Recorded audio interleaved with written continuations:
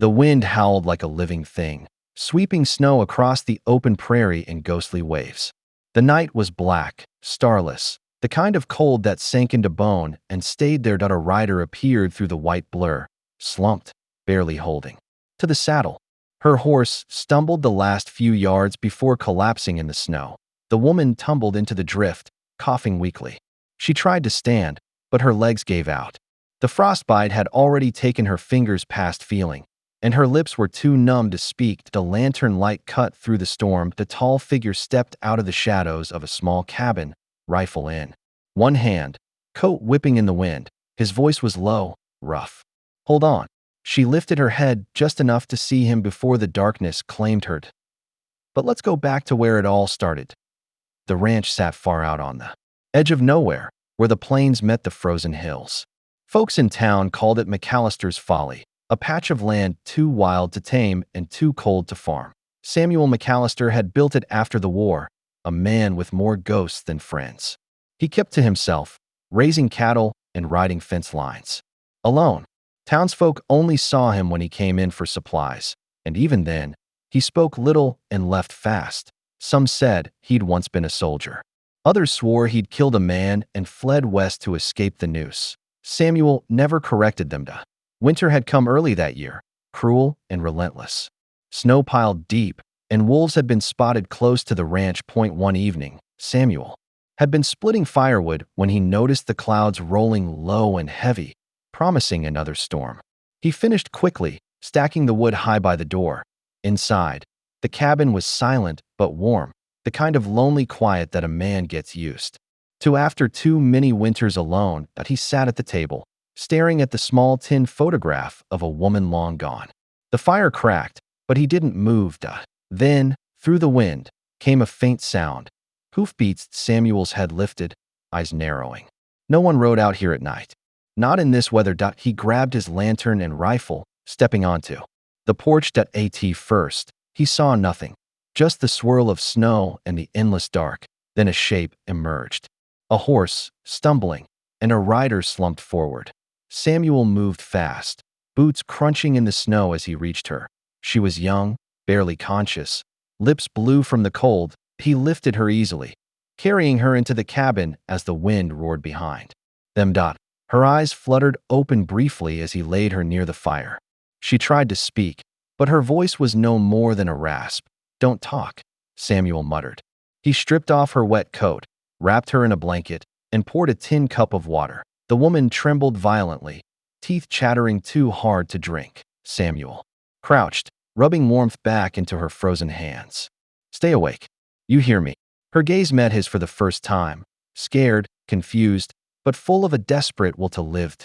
Outside, the wind screamed against the walls, shaking the cabin. Samuel stoked the fire higher, jaw set.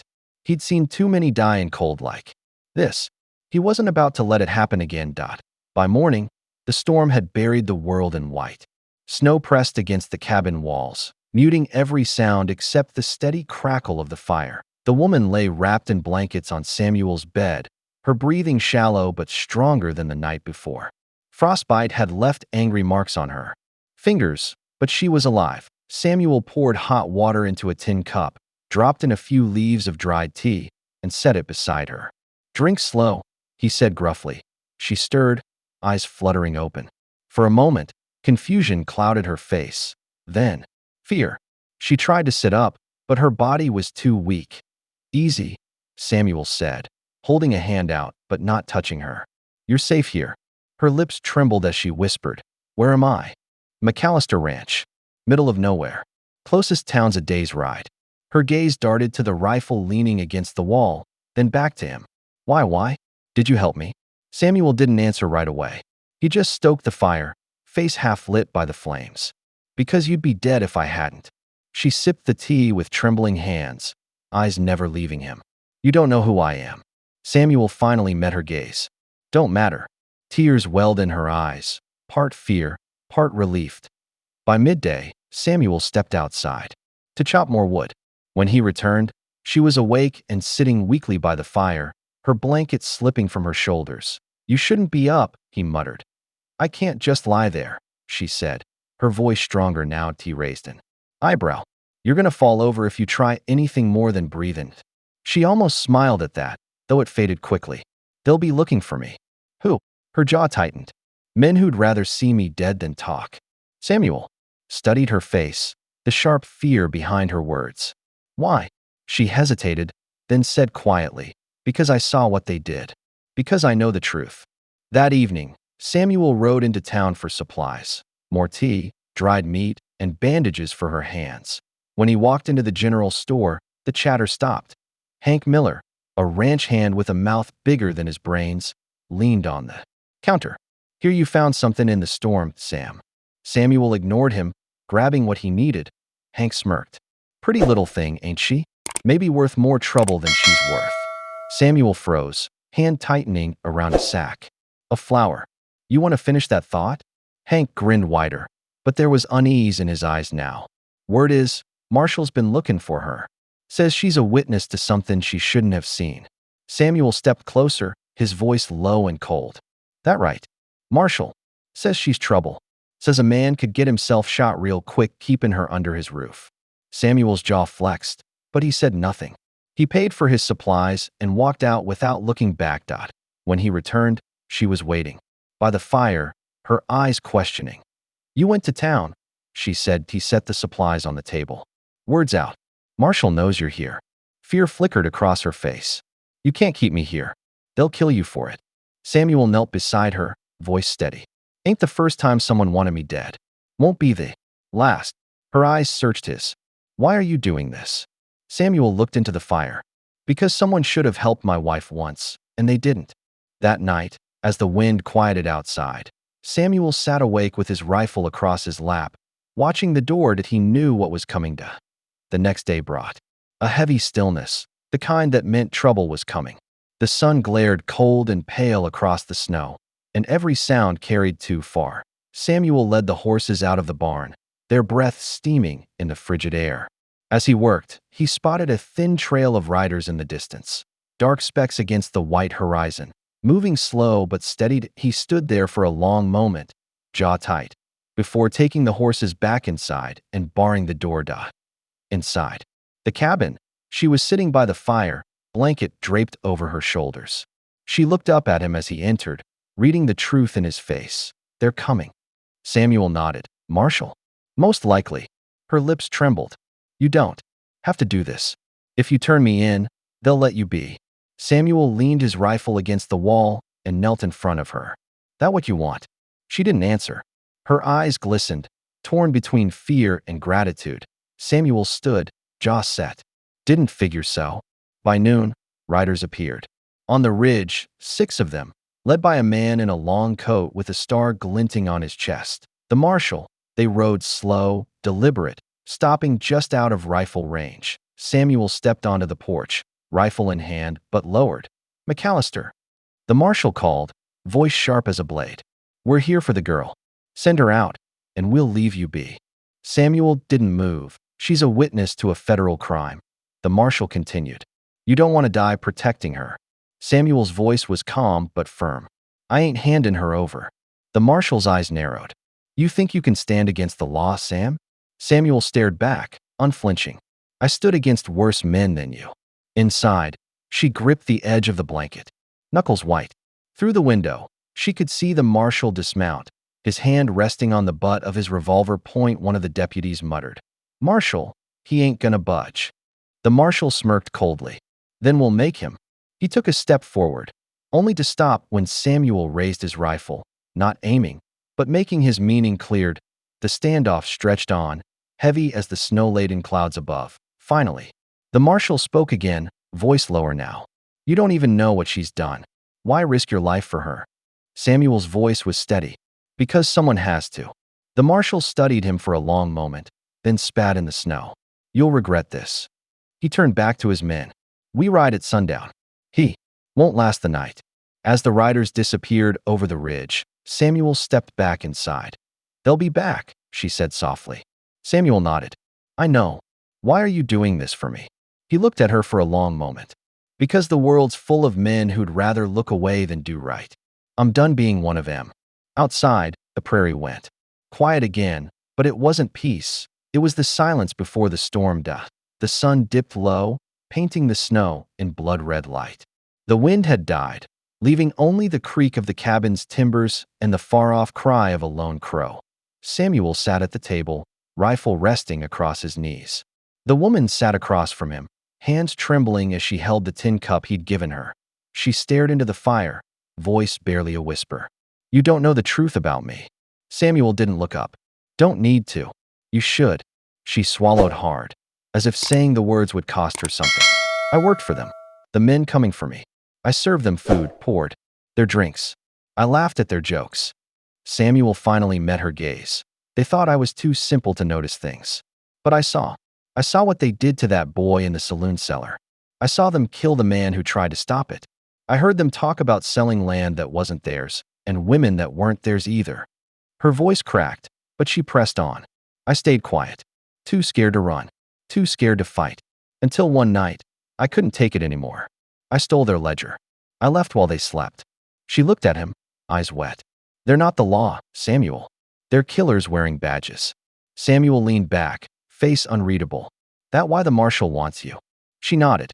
"That ledger, it's proof. Enough to hang them all if it gets to the right hands."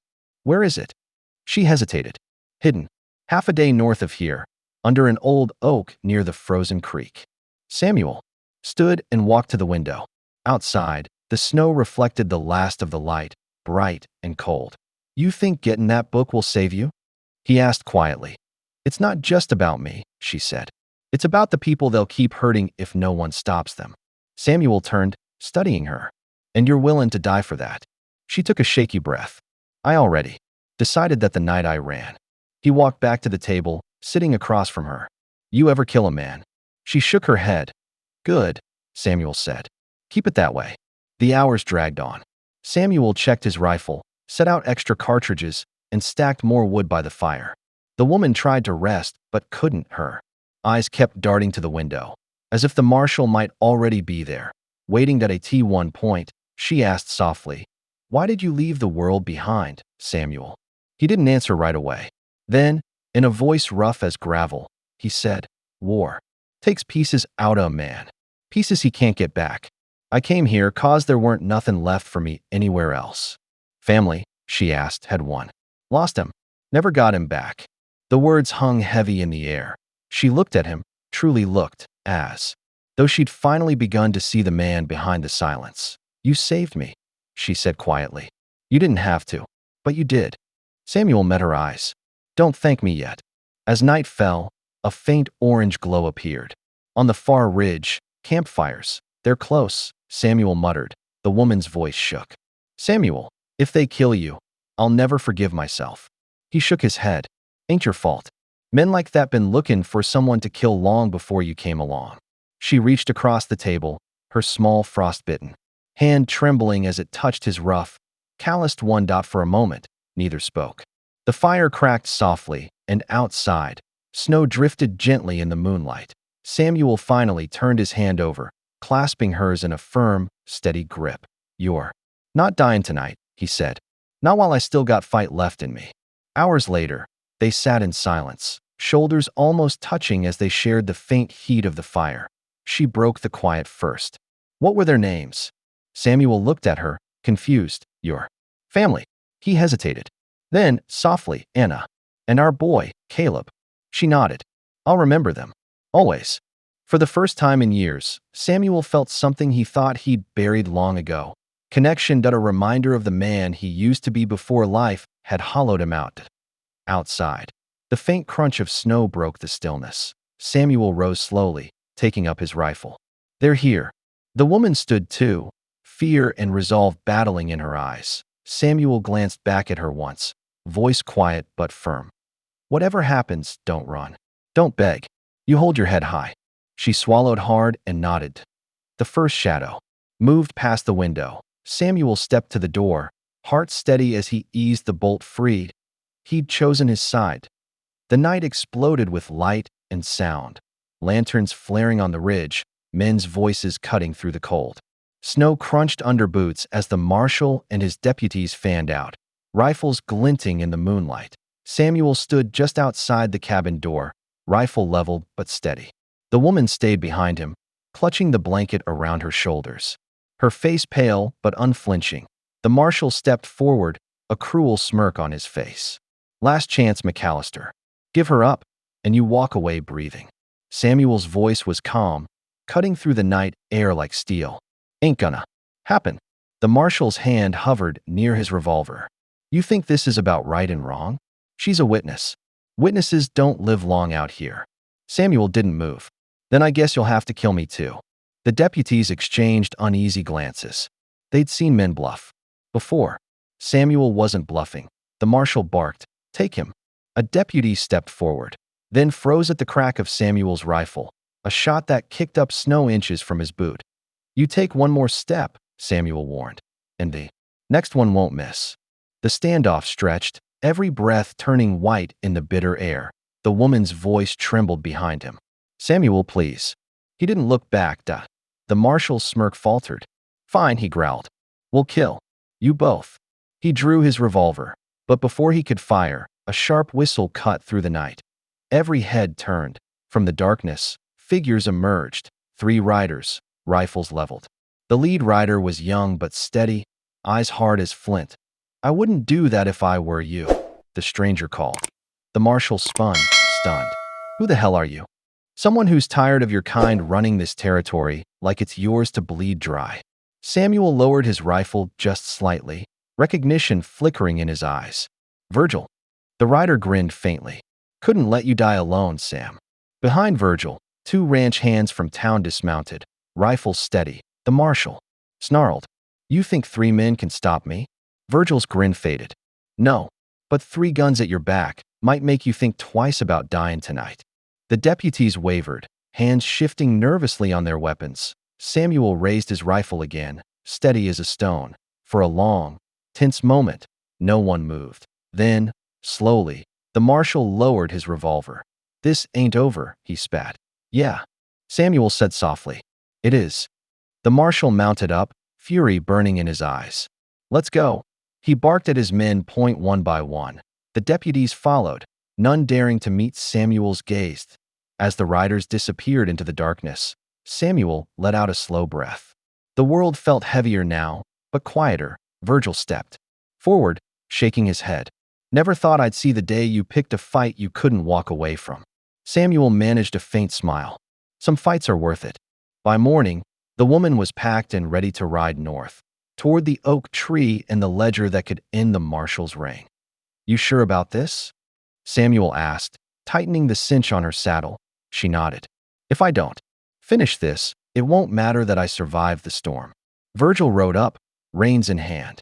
I'll get her there. Samuel looked at her one last time. You be careful, and when this is over, find someplace warm. Her lips trembled as she smiled. Thank you, Samuel, for everything. She rode off with Virgil, disappearing into the pale dawn. Samuel stood alone again, the snow crunching softly under his boots as he turned back toward the cabin. Inside, the fire burned low. He sat at the table, staring at the tin photograph of Anna and Caleb. For the first time in years, the grief didn't feel like a chain. Months later, word spread. Marshal Denton and his men were dead or imprisoned, hanged for crimes that had bled the territory for years. No one in town spoke much of how it happened, but a few folks said they'd seen a woman riding east, a boy cradled against her chest. Years passed. Samuel grew older, slower, his hair silver as the snow he'd once braved to save her life. One spring afternoon, a wagon rolled up. His drive. A woman stepped down, her son, now tall, nearly grown, close behind. She smiled softly. It's been a long time. Samuel rose slowly, eyes misting. Reckon it has. The boy stepped forward, hand outstretched. You're Samuel McAllister? The man my ma says saved her life? Samuel clasped his hand firmly. Don't know about saving her life. Just did what any man ought to. They sat together that evening as the sun sank behind the hills, sharing stories by the fire. For the first time in decades, Samuel felt like a man who'd finally laid his ghosts to rest. And when the woman and her son left the next morning, Samuel stood in the doorway, watching them disappear into the wide, open land, knowing that, for once, doing right had truly changed something.